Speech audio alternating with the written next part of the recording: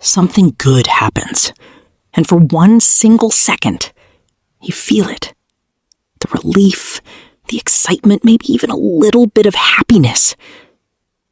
And then your brain does the thing it always does.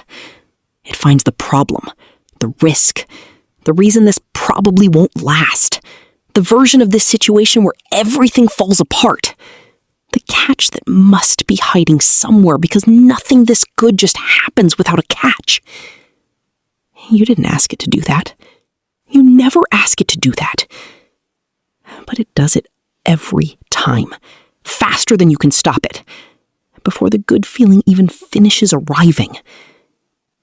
And you have spent years calling yourself negative, pessimistic, broken in some quiet, unfixable way.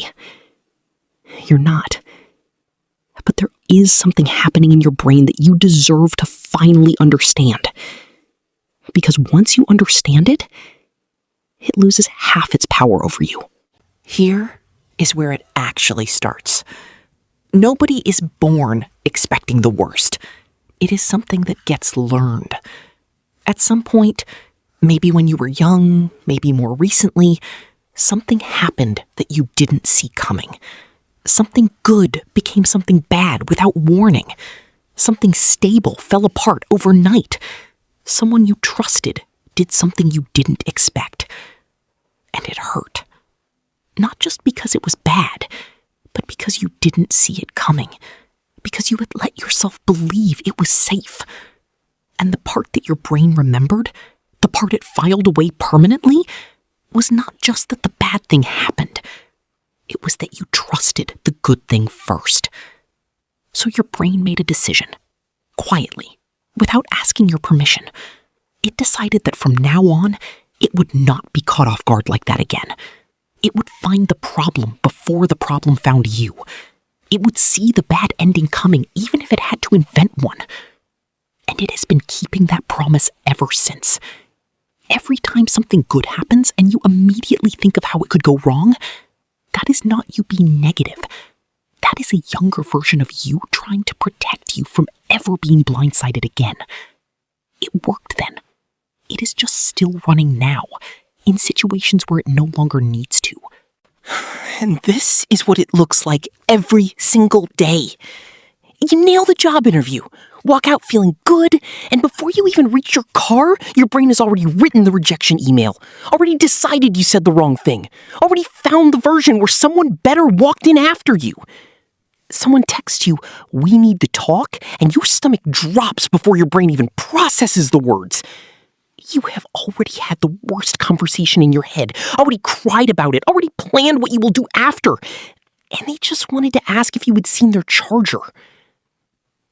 Everything is completely fine. Quiet day. Nothing wrong. And somehow, that is the most unsettling feeling of all. Because your brain cannot find the threat, so it decides you must be missing it. The calm becomes suspicious. The peace becomes evidence that something is coming. And the most exhausting part? When nothing bad happens, your brain does not celebrate.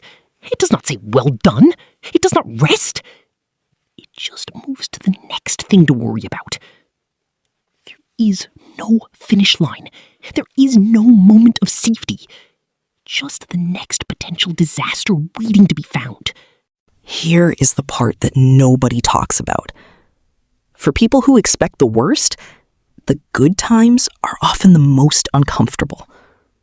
Because bad times make sense. You know what to do in bad times. You have been preparing for bad times your whole life. Bad times are familiar.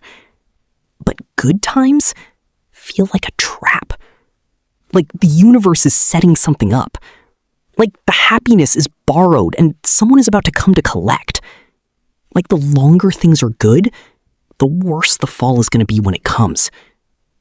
So you cannot fully enjoy the good thing. You are always standing slightly outside it, watching it, calculating how long it will last, already grieving it before it is ended. You got the relationship you wanted and immediately started preparing for the breakup. You got the job you worked for and immediately started waiting to be fired. You got the peaceful day and spent it worrying about tomorrow. The cruel irony is this.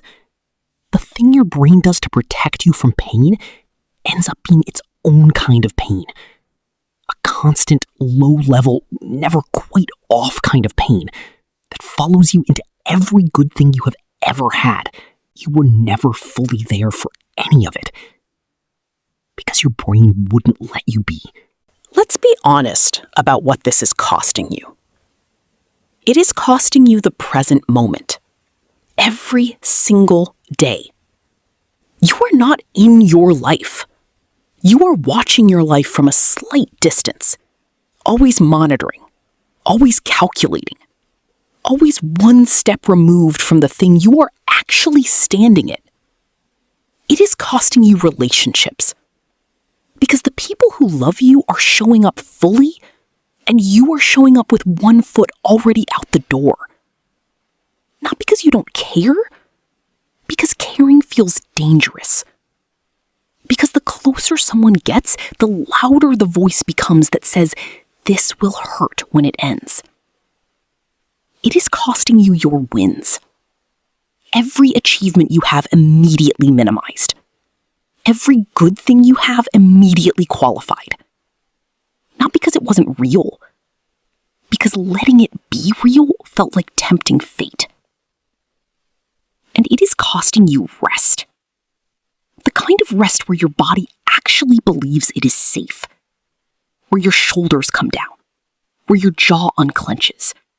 Where you stop waiting for the next thing and just exist in this one. You have probably forgotten what that feels like. Most people who expect the worst have been tense for so long that tension feels like their natural state. And the absence of tension feels like something is wrong. So, what do you actually do about this? First, stop trying to just think positive. That does not work. Your brain is not going to accept a pep talk when it is in full threat mode. Telling yourself everything will be fine when your nervous system is screaming danger feels like lying to yourself. And you always know when you are lying to yourself. What actually works is simpler and stranger than that. You name it. Out loud if you can, in your head if you have to. You say, there is my brain doing the thing it does. There is the worst case scenario arriving right on schedule. You see it, you name it, you do not become it. Not, this is going to fall apart, but my brain is telling me this is going to fall apart. That tiny shift, that one word, changes everything. Because now the thought is something you are having, not something you are. Second, ask yourself one honest question when the spiral starts. Has my brain predicted this exact disaster before and been wrong? Because it has, more times than you remember. Your brain remembers every time it was right. It quietly forgets every time the catastrophe it built so carefully never arrived. Every unanswered text that turned out to be nothing. Every silence that turned out to be fine. Every worst case that your brain spent enormous energy preparing for, and life simply never delivered. Start keeping score honestly. Your brain has been lying to you about its accuracy for years. Now here is the part I need you to hear before we finish. The same brain that exhausts you with worst-case thinking is also the brain that protects you when things actually go wrong. You are never blindsided the way other people are, because you already saw the possibility coming. You already thought through the version where it falls apart. So when it does, and sometimes it does, you are not standing there frozen with no plan. You are already moving. The people who always expect the worst are often the most reliable people in a crisis, the most prepared, the most thorough, the ones other people turn to when something actually goes wrong, because they know this person has already thought about this. This person will not fall apart. The same quality that makes it hard to enjoy a quiet Tuesday is the quality that makes you extraordinary when everything is on fire. The goal is not to get rid of this part of you.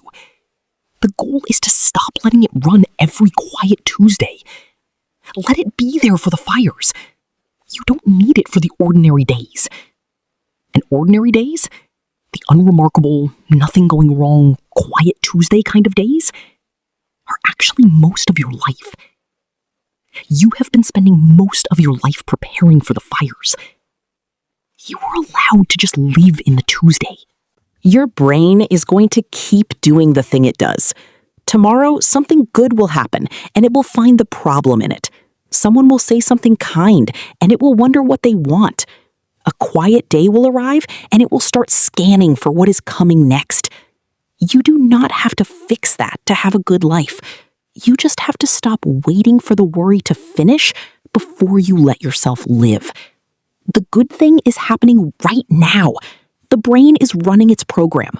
Both things can be true at the same time. The worry does not have to leave for the good thing to be real. You are not your worst case.